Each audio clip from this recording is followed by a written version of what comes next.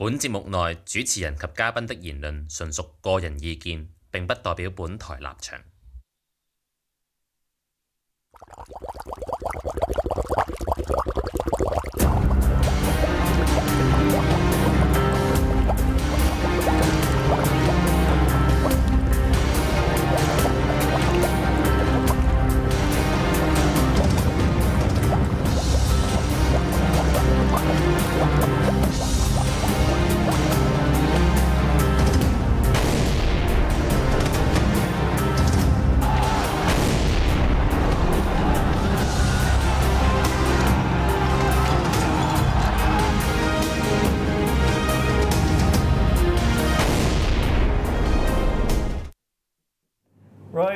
Welcome to the 35th episode of Boiling Point, and well, today we've got a guest.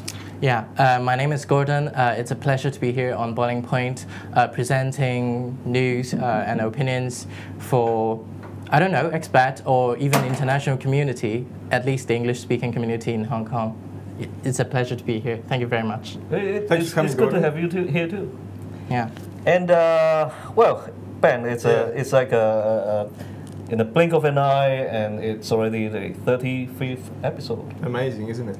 It's like we've come a long way. It's like the first episode is just like yesterday to me. February 11th, yeah. And we've been through a lot, and I've no idea if this show is going on or not. But well, yes, as long as it's the camera is still rolling, then we're going to do a show. That's a good point. You never know. This could be the last show. I have no idea. We have no idea, but we've covered some, I think, important topics, and not only have we discussed the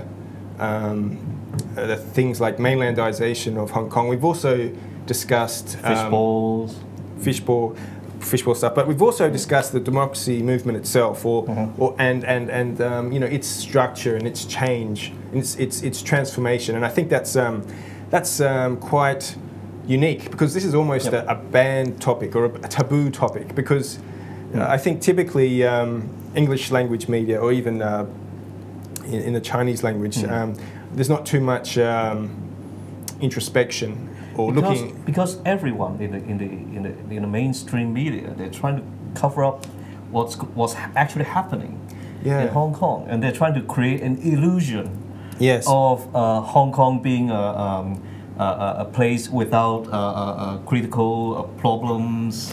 People are having a happy life, and the ruling people, they're capable, but in fact it's totally the opposite. Yeah, it's much more contested and complicated, and we've tried to get beneath the surface and try to touch on some of the sensitive issues, and well, I think we are very independent, and we're not Western or Chinese propaganda. We are the real deal. We're not financial supported. Like there's no sponsors. Yeah. And well, it's well, all of you have our gratitude, especially to tolerate my sucky English, and well, thank you. Yeah. And Gordon, I think you've watched our show a few times. Any comment or any analysis of what we've been doing? I would say it's a very interesting thing to see in Hong Kong, to have such a show conducted in English that actually talks about local issues in Hong Kong instead of just glossing over it, because I think it is high time we abandoned the narrative that Hong Kong is so-called East meets West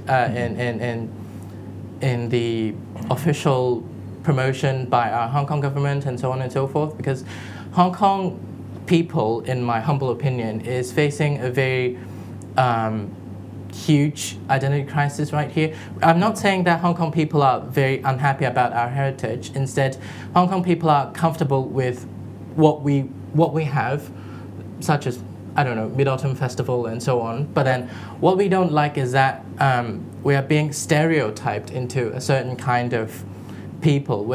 But Hong Kong, the dynamics, the political dynamics in Hong Kong is much more subtle and much more complicated than what we see on the surface.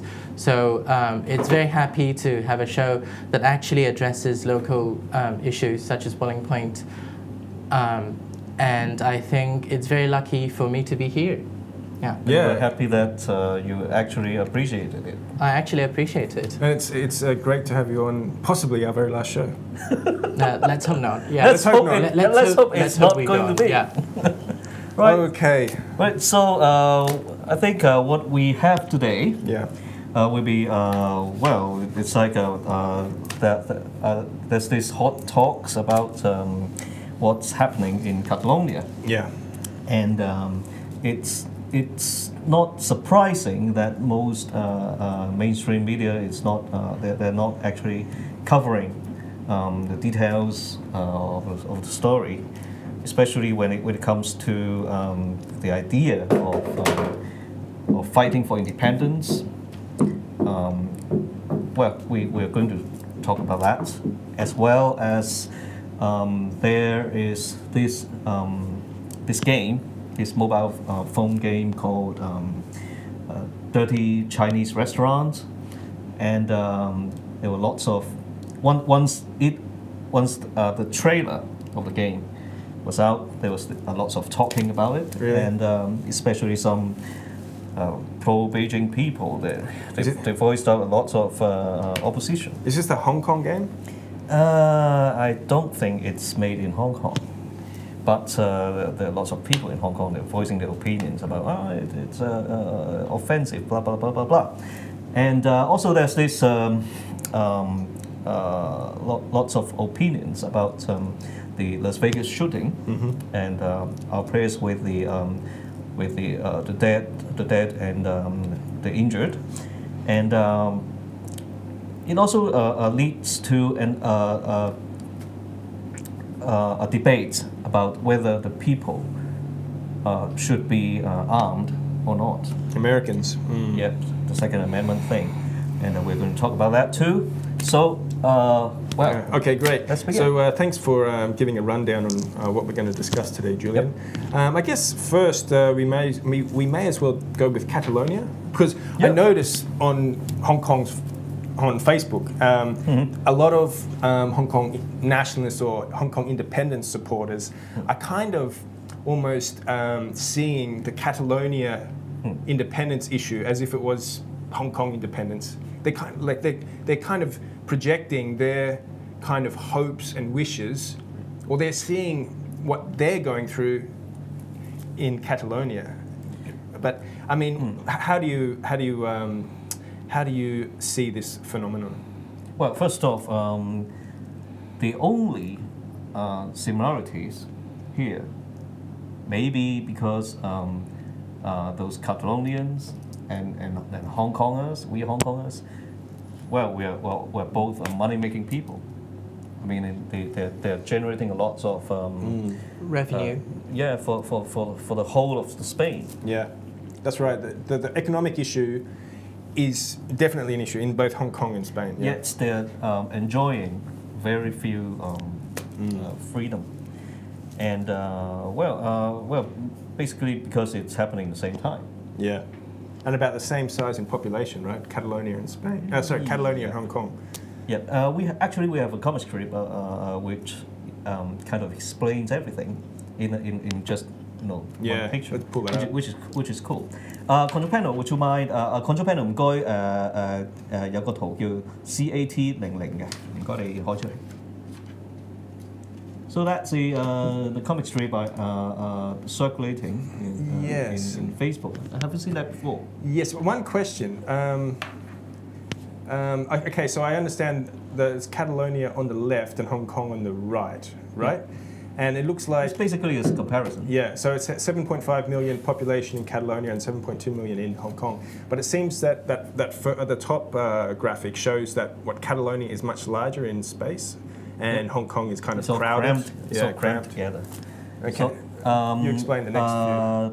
01唔該，我哋有張we have enlarged. Oh, wow, okay, great. Which is easier to explain. Yeah.